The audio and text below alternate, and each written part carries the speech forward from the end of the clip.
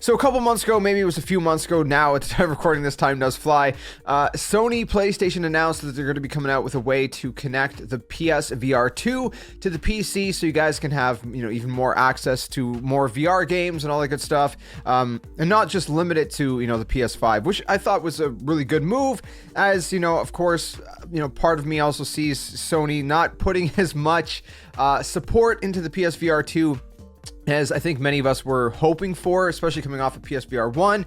We thought, okay, well, if they're going to make a PSVR 2, that must mean they're going to, really invest in this thing. And it feels like their support for PSVR 2 has just been kind of a little bit lackluster, to say the very least. So this is going to be really, really good. It's going to add value to the PSVR 2, especially if you bought one. It's also worth noting right now, because of like the whole days of play sale that PlayStation's having, a lot of local retailers are selling the PSVR 2 for $100 off. So if that's a little bit more in your price range that you think it's worth it, then go ahead and pick that up. If you guys want some guides, walkthroughs, gameplay, whatever of PSVR 2 content, I have a bunch on the channel. I covered a bunch of stuff, including different kind of tips and tricks with the PSVR 2 and stuff like that. You can find up on the channel. You just go to my channel and just search PSVR 2 to find those. I don't remember if I put PSVR 2 all as one word, or PSV or PS and then space VR 2, but you can try both. Anyways, let's go over to the blog post. This was just posted June 3rd. If you guys do enjoy this one, by the way, like would be super appreciated. It really helps with the channel. Subscribe for more and all that good stuff. If you don't like it, it's completely fine as well. So they got an adapter that's going to be coming out. And they said it's going to be coming out August 7th. And I like how on the screen they just put Half-Life Alyx. Like they're trying to kind of push this thing. A lot of people obviously love Half-Life. I've never played it. I know, wow, big shocker. But I've never played it. But of course, Half-Life Alyx being VR supported. So you can actually see the little hub right there. The PSVR 2 is just plugged into it in the front. And then, excuse me, in the back, you can see that it's plugging into the PC. Now, it's actually plugging into the PC, as far as I'm aware, with a DisplayPort cable, 1.4 cable, excuse me, as you're going to read down here. So anyways, it's coming out in August 7th specifically. So that's about what? We're currently June 3rd, so that's about 2 months at the time of recording this. If we go through this, again, there's a lot of details. I'm not going to go through all of this. If you want to read the whole thing, you can. But they talked about the fact that you're going to be able to buy and access the Steam library of VR games, thousands of VR games. So fan favorites such as Half-Life Alyx, which they have up in the picture, Fallout 4 VR, and War Thunder. War Thunder is going to be an interesting one, to say the very least. I've never obviously played any kind of game, aviator game, I guess you'd call it, on VR, but it's yeah, maybe you'll get a little nauseous from that one. Dude, do a barrel roll. It has a whole other meaning in VR. So you're gonna have to purchase this thing. If you're wondering how much it's gonna cost, it's gonna be $60. Now this is $60 USD, which is gonna end up being closer to like 75, maybe, yeah, 75, $80 Canadian if you're Canadian. It's going to be available at select retailers and direct.playstation.com. I think this is a little bit pricey because the PSVR 2, I mean, if you bought it at launch, Canadian price, it was like $700. What was it, like 600, 550, whatever it is, USD. Anyways, and then it's like another, whatever, 70, $80 Canadian, $60 USD, $50, what is that, pounds, $60 or $50 pounds, and $60 euros. I don't know.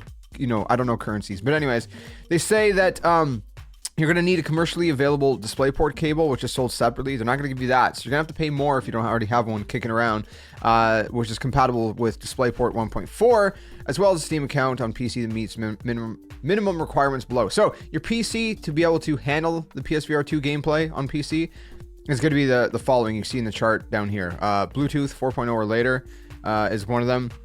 DisplayPort 1.4. I'm going backwards. I don't know why I'm going backwards. But anyways, the GPU, they do recommend you can get away with a GTX 1650, but they do recommend an RTX 3060 or later.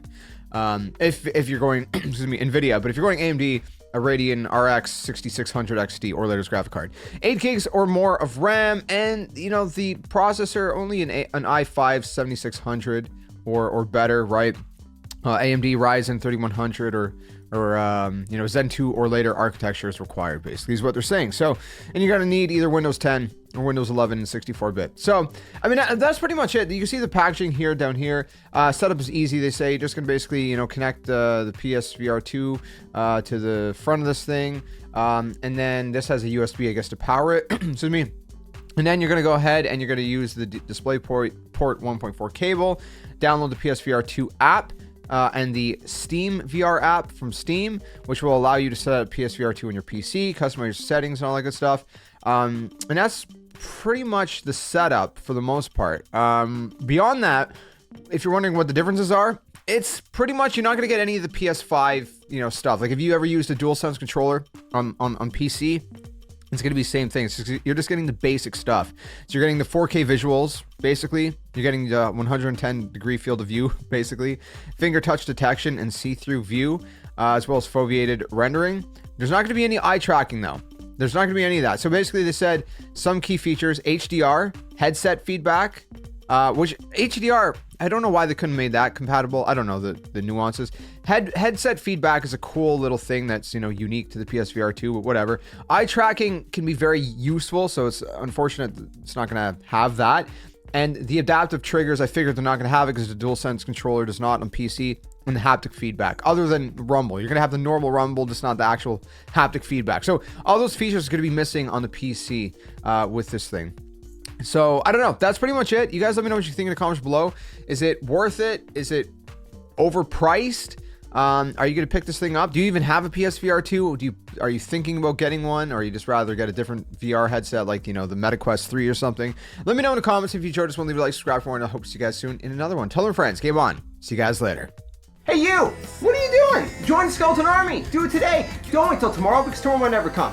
The Earth is gonna fade, that's inevitable. The next second of your life's not even promised, so you better think about where you're going, and you might as well just join the Skeleton Army. Plus, we do kinda like you a little bit, so it'd be nice to see you around here. But if you don't want to, hey, your loss. See you later.